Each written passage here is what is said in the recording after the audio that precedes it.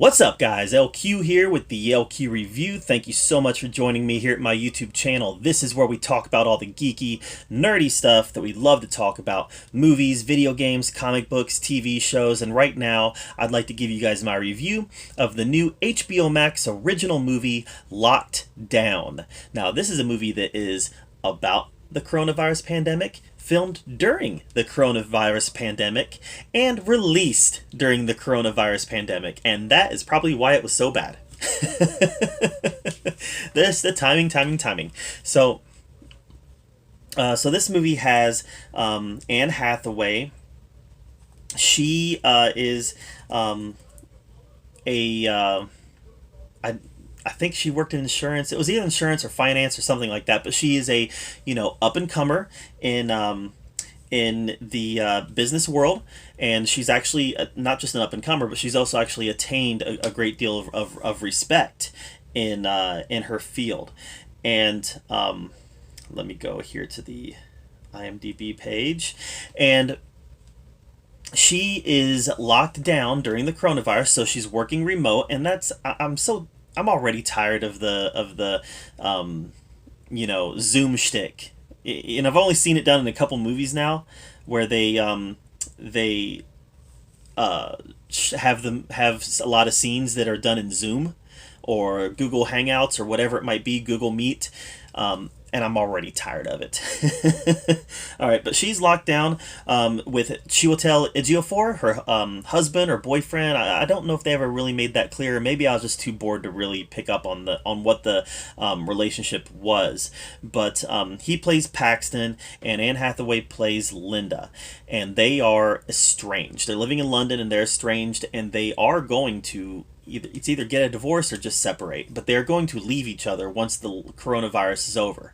But here they are locked down, living in the same house, while they are, in essence, at the end of their relationship.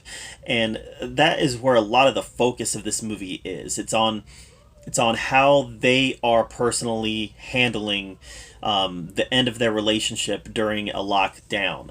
Now, it does have a very nice supporting cast. You got Ben Kingsley plays in this as as somebody that strikes me as some sort of uneducated conservative type. Now, everything takes place in England here, in London.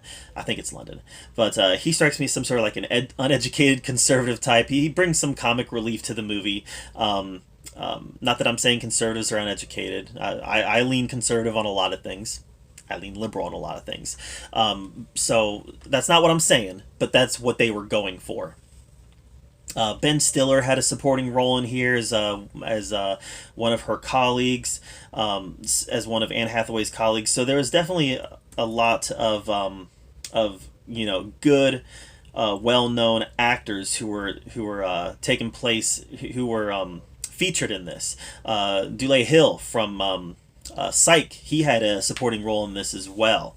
So yeah, a lot of familiar faces in this, but it was really, at the end of the day, it was about Paxton and Linda. So Chiwetel Ejiofor and Anne Hathaway. And it was about their relationship, and it was about him trying to find purpose and trying to find success, and some of the lengths that he would go through to do that. Some of them may not be entirely legal, and her trying to be successful in her career. All of this during the lockdown, while they're having a relationship crisis. And this movie, it's one of those things where maybe they should have waited a while. Maybe they should have waited a while, because it just, if I want to watch this type of stuff, I'm just going to go to work. I'm just going to turn on my computer. I'm just going to, I'm going to live my day. I'm not going to, this isn't escapism. This isn't art. They tried to make it art, but it wasn't. It was a documentary about what's happening right now. Yeah, I just found it too real. I found it too on the nose, and honestly, very boring. Let's face it, guys, right now, during the pandemic, things are not as exciting as they were a year ago. They're just not. There's a lot of sitting at home right now.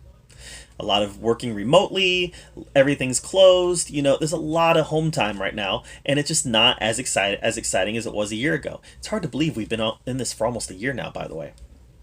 But a year ago, we were still having fun. And things are a little more boring during the pandemic era. And so are the movies apparently, because this was not good. It was, like I said, it was boring, it was slow, it was very uninteresting. Chiwetel Ejiofor and Anne Hathaway, Ben Stiller also, Ben Kingsley, they gave some good performances, but quite frankly it just wasn't interesting material. So if you want to see a fictionalized version of how a family that is dealing with some of the struggles of lockdown, some of the mental struggles of lockdown, some of the social struggles of lockdown, the professional struggles of lockdown, if you want to watch a movie about a family that's dealing with that, then this is probably going to be right up your alley. But for me, it wasn't really what I wanted to watch. It was, like I said, a little too close to home, a little too on the nose, and not very interesting.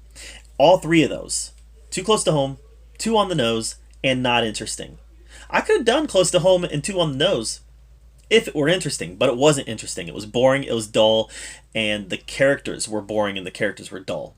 And the plot was boring and dull. It was just all very, very remote. See what I did there? It was remote. So it wasn't good. So I'm gonna give this a D minus. I'm not going to give it an F simply because there were some good performances in here. They made the most with the material they had, but D minus is the best I can do, guys. It wasn't very good. But that's just my take on this movie. What did you think of Lockdown on HBO Max? Let me know in the comments down below. I'd love to hear your take on it. While you're commenting, make sure that you subscribe to my channel. I put out a lot of content. Put out content right now. My schedule is every Wednesday and Saturday. So I put out a lot of content. Want to make sure that you're up to date with everything that I'm doing. And as always, thank you so much for joining me here at the OQ Review, where we get to talk about all the geeky, nerdy stuff that we love to talk about. Until next time, we'll see you guys later.